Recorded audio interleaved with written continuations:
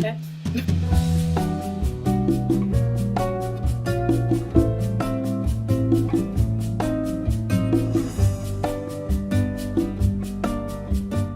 In today's video,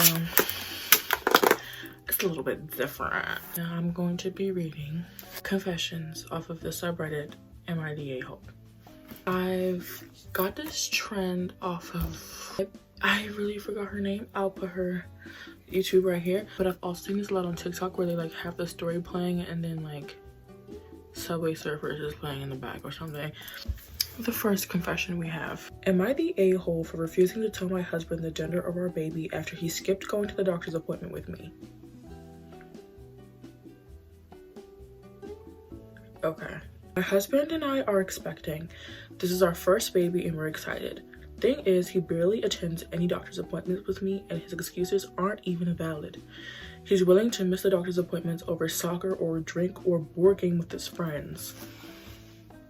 What? Did be already. His response is always, I'm not the one carrying the baby. Why do I have to go see the doctor with you? Be fucking for real. Be so serious. Last week was my final straw. He was supposed to come with me for the baby's gender reveal appointment, but he chose to not come last minute because his friend invited him to fish and chips meal. Hey, what the fuck is you talking about? If that was my friend, we would no longer be friends if you were going to miss the gender of your baby to eat some fish and chips. I was pretty livid but didn't make a fuss about it. Mom with me instead. He texted asking me to tell him the results, boy or girl, but I refused to tell him. He kept spam calling me, but I hung up each time. He came home fuming, demanding I tell him the results, but I refused and bluntly told him since he refused to attend the appointment, then he gets no results till after the baby's born, and said I was willing to die on this hill. Exactly. He went off calling me spiteful and immature for doing this and punishing him. He said he's the father and he has the right to know. He then called me dramatic since I wasn't alone and mom was with me. I said he gets no results, period. Exactly. He's been fuming about it and told his family, and they're now pressuring me to stop playing mind games with him and tell him, but I declined. Debbie. Man, you are not the a-hole. Your husband is, and you should reconsider being married to him. Am I the a-hole for telling my mother that she will die alone? I, 21F, live with my mother, 37. She got pregnant extremely young, and my father was never in the picture. My grandparents also died young, so it's just me and her. My mother has this disgusting habit where when she got mad to someone or something, she yells at me. Not only yelling, she also tells me that she hates me, regrets having me, that I'm extremely selfish and no good, etc. So you're getting abused. We spent New Year's Eve separately. She was on a trip and I was at home with my boyfriend. She came home around 11 p.m. I was at home alone and was extremely tired because of the night before. When she passed through the door, she asked me if there was any milk in the house. Not asking how I am, not even saying hello. I said I didn't know because I don't drink milk usually and it's not something I checked. Me either. Then I checked and there was almost no milk in the house. She asked me why I didn't buy milk knowing that she always drinks her coffee with milk. I said I just seen the box. I didn't check since I don't drink or use milk, and also I didn't think that she will come home from a trip and immediately wanting coffee. She told me she had no coffee that day and said there was no way I would know that. So she was yelling the whole time. That wasn't very unusual of her, but then she started telling me that I am a selfish, ungrateful, unthoughtful, worthless human being, basically a parasite living under her roof. What the fuck? Because there was no milk in the house? Okay. I know it sounds like I'm leaving details behind, but I'm not. She told me all of these things because I forgot to check the milk. She goes on telling me that she does not want to live with me anymore. I should go live with my father, that I'm a burden to her.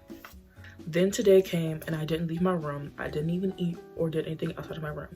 She somehow found other things to yell at me about, I'm guessing. So she did just that. She saw some pans with black spots underneath and just yelled at me, saying the same thing she said the night before. I tried to stay calm and I even apologized for forgetting, but she just gone on and on and on and on about how I'm a worthless parasite who ruined her life. So in the end I told her, you are an extremely pathetic person. You will die alone and I will not buy you a grave.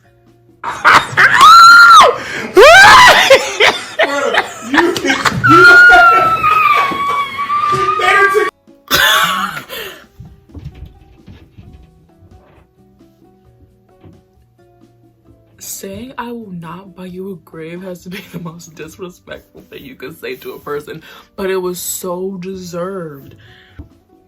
You are an extremely pathetic person. You will die alone, and I will not buy you a grave. Okay. You are not the a-hole. Your mother is. I'm not saying she deserves to die alone, but Jesus.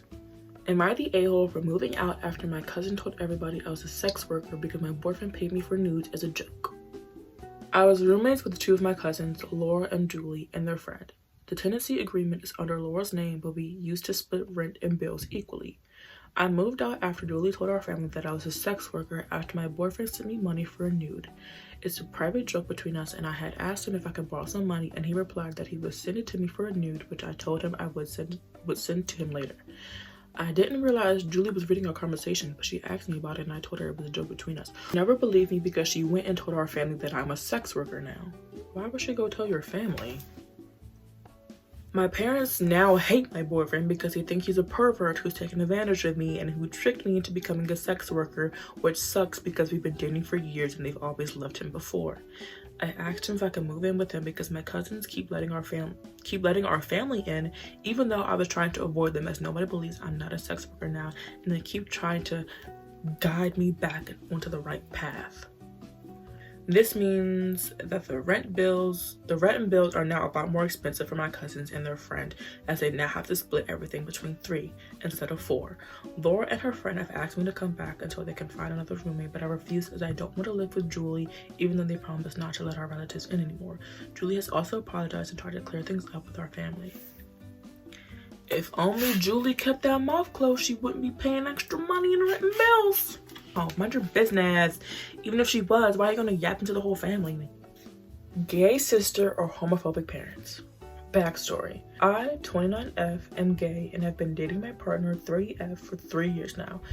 My brother, 31M, is getting married to his fiance in August this year. He just sent out wedding dates and planned on having 2 marriage ceremonies. One ceremony will be in the US in May with just close family friends. I will definitely be attending the US wedding. The other will be out of the country in August. I have 2 other brothers who are married with children and wives. There's been a lot of controversy in my family about my brother having an expensive destination wedding for the second ceremony. My brothers and I were upset that none of us could afford the trip. My dad eventually offered to pay for our flights and hotel rooms so we could all be there to celebrate with my brother for his second ceremony. Here's where it gets tricky. Why is he going to such an expensive, out of the country second ceremony? Why do you need a second ceremony? First off, I mean, if they had enough money to have a whole separate wedding outside of the country when they already had one in the US, then why don't they have enough money to bring their family with them when they know that their financial situation? My girlfriend was always invited to both weddings. My parents, however, are stating that they will not allow my girlfriend to be in my family hotel suite. It will be me, my brothers, and their wives. My parents have a separate room.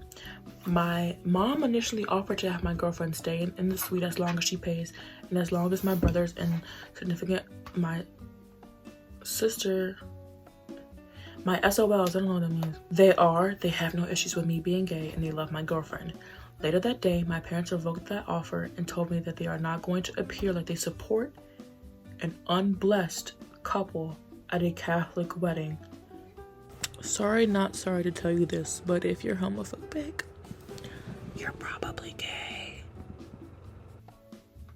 Nonetheless, read, they don't support me as a gay woman, and they're not going to do anything that could be viewed as supporting us. So right now, my option is to go without my girlfriend, accept my dad's money for the trip, get a separate room with my girlfriend and pay for it myself, or me and my girlfriend don't go at all. We really can't afford the trip at this point. If it makes a difference, my girlfriend and I will be engaged in the upcoming few months and most certainly will be engaged by the time of the ceremony. To make matters worse, my parents have told me dozens of times they will not attend my wedding or support my marriage to a woman. I am very hurt by the way they are treating me and my girlfriend. So, am I the a-hole if I don't end up attending a second wedding due to my parents' homophobia? No. I say don't go. You missed the first one. What you need to go to the second one for? I see you when you get back. Am I the a-hole for gifting my friend therapy sessions for Christmas? Thought you ate. What? My friend 26F has recently gone through a breakup about 2 or 3 months ago. It was a year-long relationship. She was devastated and refused to go to work for a week. She was moping around for ages and refused to talk about it and became completely emotionally unavailable for weeks. My brother, 8M, had been in a small accident. Nothing really big, just fractured his tibia in a rugby match. Where is your tibia? Your leg? Where is your tibia? Editing, Jaden. Put that in! And I, 26F, have been visiting him at home because he was really upset about it since he couldn't play for a while. Because of this, I wasn't able to spend as much time studying for finals. Wasn't able to take time for myself. I also work a small job after school, and I was getting really stressed. I needed to talk to my friend about it. It had been 2 months since the breakup at this point. However, she told me she had things of her own to deal with and couldn't talk to me. I was really upset and asked her if she wanted me to recommend a therapist. I was in the process of switching therapists due to my moving, etc. And that's why I was talking to my friend instead of my therapist. Plus, sometimes it's nice to talk to a friend. My friend said no, and she didn't have enough money at the moment. I interpreted this to mean that she wanted to, but couldn't afford it. For Christmas, I thought maybe I should get her some free therapy lessons. I got her 3 with the therapist my sister recommended. However, when I gifted them to her, she started screaming at me, saying it was reaching her boundaries, saying it was completely out of place. Honestly, I'm not sure. I thought I did it in good intent, but maybe she's right. It's been a bit over a week and she refuses to talk to me. I feel really guilty, but I still feel like I wasn't really in the wrong. Please help me. I just don't know what to think. I'm sorry. Your friend is having a hard time mentally, but you want someone to talk to, so you got her free therapy lessons when you... Why did I keep saying lessons like she was trying to learn how to be a therapist?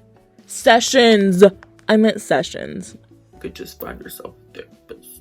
Like, you gifted her health care and ignored her boundaries.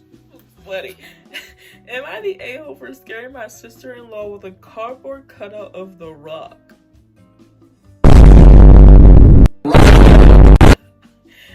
My 32F, sister-in-law 43F, is super nosy. It comes up before, but she's one of those people that will just deny something to death no matter how much proof you have, and then get angry at you for not believing her. At my house, the guest bathroom is partially shared with the master bedroom. The toilet and sink are separate for guests, and then through the door you can get to the shower or blah blah blah. Basically, you can get into our bedroom through the bathroom without going through the main door. So when she comes over, she would sometimes take just a bit too long in the bathroom.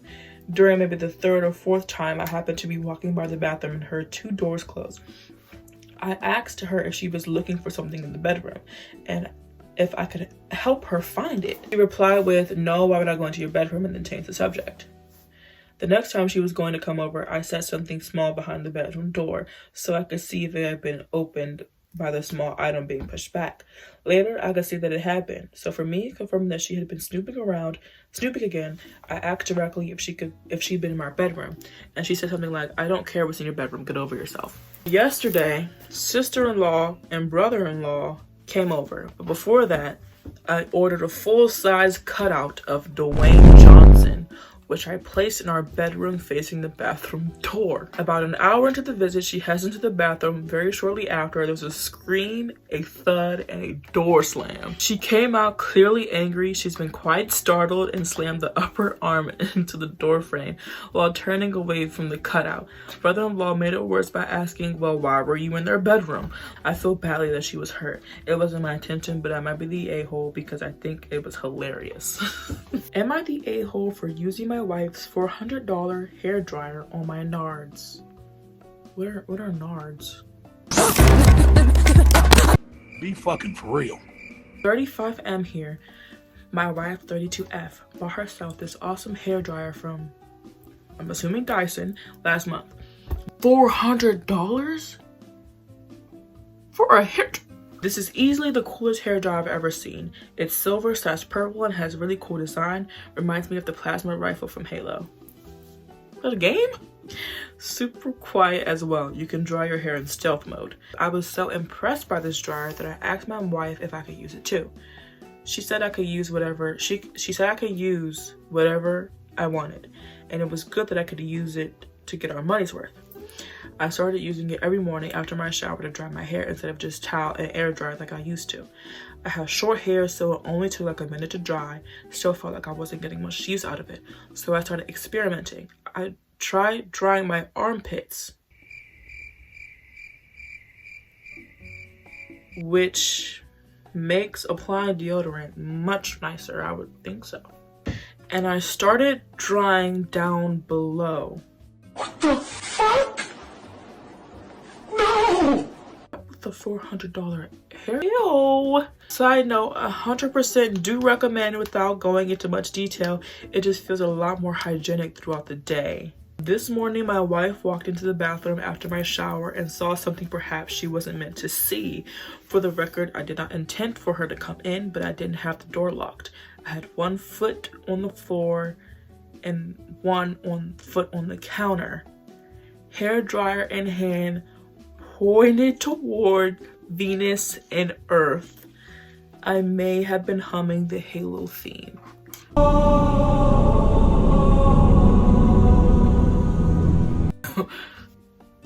Wife had a bit of a freak out and was like, "What are you doing?" I stopped and reminded her that she said I could use the dryer whenever I wanted. She countered with saying that she didn't say I could use it in that way. So I'm not sure if my wife has a point here. I definitely did not explicitly state how I was going to use a dryer, but there was no conversation of limitations beforehand. Am I the a-hole? Yes. You ask your wife. Hey, can I use this blow dryer? And she says, yeah. Use it all you want. You assume you're using it for your hair. Who else is just normally putting a blow dryer To the boss! So that's for the end of the video. I hope you guys enjoyed this dip. I hope you guys enjoyed this like different video. And let me know if you want a part 2 down below. I'll see you guys in my next video.